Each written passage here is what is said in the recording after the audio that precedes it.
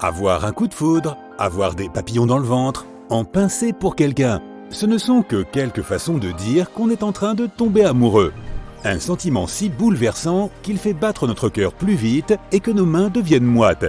Et même si on pense que l'amour est quelque chose qui se passe dans notre cœur, en réalité, il se passe dans notre cerveau. Voici Sarah. Nous allons la suivre pour comprendre comment fonctionne la science de l'amour dans le cerveau. Elle va à son premier rendez-vous avec un homme qu'elle a rencontré sur une appli de rencontre. Elle a passé toute la soirée à hésiter sur sa tenue. Et quand le moment est enfin venu de rencontrer son cavalier, elle se sent prise de vertige et a des picotements dans le ventre. La plupart d'entre nous peuvent s'identifier à ces sensations, que les psychologues regroupent sous le terme d'anticipation. La science explique que c'est dû au fait que notre cerveau libère une grande quantité de cortisol, également connu sous le nom d'hormone du stress. La libération de cortisol nous fait entrer dans un mode de combat ou de fuite. Ce qui signifie que si le match de Sarah a 20 minutes de retard et qu'il n'envoie pas de SMS d'explication, elle va probablement quitter le restaurant aussi vite que possible. Le dating peut être difficile à traiter par notre système car il est très incertain. Tom va-t-il plaire à Sarah ?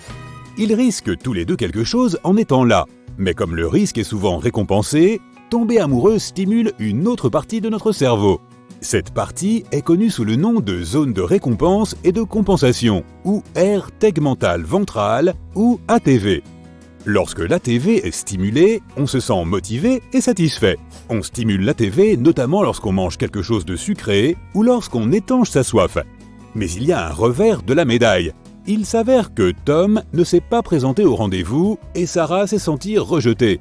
Dans ce cas, l'ATV est aussi stimulée. Cette partie du cerveau est responsable de nos envies. Et tu sais ce qu'on dit ? On veut toujours ce qu'on ne peut pas obtenir. Alors, Sarah essaie à nouveau. Elle va à un autre rendez-vous et rencontre David. Et il s'avère qu'ils sont compatibles. Après quelques rendez-vous, Sarah ne pense plus qu'à David. Elle pense à lui pendant plus de 80% de son temps d'éveil. Et c'est tout à fait normal.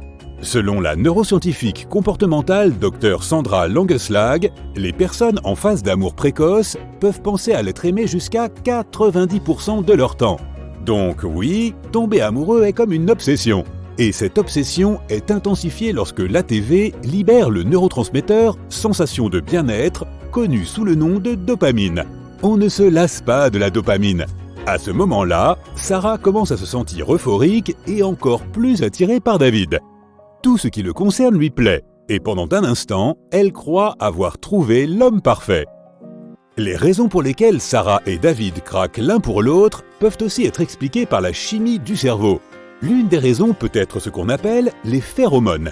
Les deux parties peuvent capter les phéromones de l'autre, qui sont des signaux chimiques naturels qui transmettent des informations génétiques ou même physiques. En gros, leurs cerveaux comprennent que leur génétique va bien ensemble, ce qui intensifie la production d'œstrogènes, dans le cas de Sarah, et de testostérone, dans le cas de David. À ce stade, ils ont tous les deux tendance à considérer l'autre comme parfait. La phase d'engouement aveugle se produit parce que la partie du cerveau qui fonctionne s'exprime plus fort que le cortex préfrontal, qui héberge la pensée critique. On ne peut donc littéralement pas critiquer l'objet de notre désir. Mais ça ne va pas durer éternellement. Avec le temps, Sarah et David commencent à partager des secrets intimes et même une routine quotidienne. Ils entrent dans une nouvelle phase de leur relation, connue sous le nom d'attachement ou d'amour compassionnel. À ce stade, leur cerveau commence à libérer de l'ocytocine et de la vasopressine, connues sous le nom d'hormones d'attachement du couple. Elles signalent la confiance, le sentiment de soutien et l'attachement. Les deux se sentent plus en sécurité dans la relation et ils savent qu'ils peuvent compter l'un sur l'autre pour construire un avenir heureux ensemble. En ce sens, l'amour romantique est similaire à d'autres formes d'amour, car ces hormones aident aussi à lier les familles et les amitiés. Mais voici un curieux effet secondaire de la libération d'ocytocine. Sarah vit des moments difficiles à son travail depuis que son entreprise a décidé de réduire son personnel de moitié. Tout le monde a peur d'être licencié et le niveau de stress monte en flèche. Mais Sarah parvient à garder son stress sous contrôle. Le fait qu'elle soit dans une relation engagée à long terme l'aide à se sentir plus détendue. Et elle doit tout cela à la libération constante d'ocytocine par son cerveau. Une étude de 2019 a montré que de forts liens d'amour romantiques peuvent rendre les épreuves plus tolérables. On a demandé à 102 participants de plonger leurs mains dans de l'eau glacée pendant quelques minutes. Et parmi ces participants, ceux qui étaient dans des relations engagées semblaient ressentir moins de stress ou de douleur, même ceux dont le partenaire n'était pas à leur côté pendant l'expérience. Il leur suffisait de se fier à une image mentale de leur partenaire. C'est ce qu'on appelle le pouvoir de l'amour. D'autres choses bizarres peuvent se produire lorsque tu es amoureux, comme la télépathie par exemple. C'est très sérieux. Les chercheurs appellent ça la synchronisation neuronale, ce qui signifie que les couples ont tendance à partager des schémas de pensée similaires. Le professeur Zoe Donaldson, qui a mené l'étude, affirme que plus un couple est connecté, plus il peut faire preuve de synchronisation neuronale. Une autre étude a révélé que les couples peuvent même synchroniser leurs battements de cœur lorsqu'ils dorment côte à côte. Les humains ne sont pas les seuls à pouvoir tomber amoureux et à vivre les choses dont nous avons parlé. Il est prouvé que certains animaux ressentent des liens d'attachement les uns envers les autres. Par exemple, les albatros reviennent toute leur vie avec le même partenaire. Ils migrent tous les ans, mais reviennent toujours à un endroit précis où ils se retrouvent avec leur bien-aimé. Maintenant, il est normal qu'avec le temps, la phase d'engouement s'estompe et que le cortex préfrontal puisse enfin faire son travail. Le jugement et l'esprit critique surgissent à nouveau et les deux parties commencent à voir les défauts de l'autre. Sarah n'aime pas la façon dont David laisse toujours ses chaussettes éparpillées dans l'appartement. Et David pense que Sarah regarde trop Netflix. Le problème, c'est que parfois, ces petites choses deviennent trop importantes et les relations peuvent tout simplement prendre fin. De façon assez surprenante, les ruptures sont aussi gérées par le cerveau. Bien que Sarah pense avoir fait le bon choix en se séparant de David, elle ressent quelque chose proche de la douleur physique. C'est parce que les peines de cœur activent le cortex insulaire, une région du cerveau qui gère la douleur. Mais le cortex insulaire ne distingue pas la douleur émotionnelle de la douleur physique.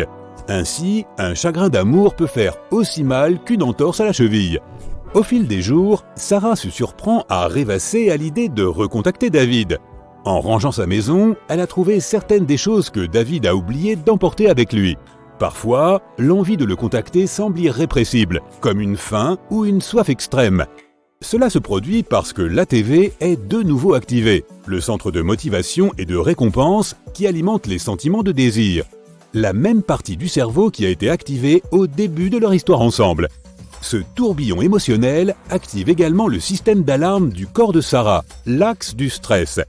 Et comme elle produit maintenant moins d'ocytocine, il peut lui sembler difficile de gérer tout ce qu'elle ressent. Mais tout ça va s'arranger. Avec le temps, la région corticale supérieure est activée. Cette zone est chargée de superviser la raison et le contrôle des impulsions. Elle freine ses envies irrationnelles. Ainsi, l'envie d'envoyer un SMS à David s'estompe lentement.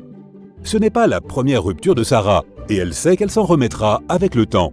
Quand elle était plus jeune, à l'adolescence, il lui était beaucoup plus difficile de se remettre d'une rupture. C'est parce que la région corticale supérieure était encore en cours de maturation. Les adolescents ont donc tendance à avoir moins de mécanismes de contrôle de soi dans ce genre de situation.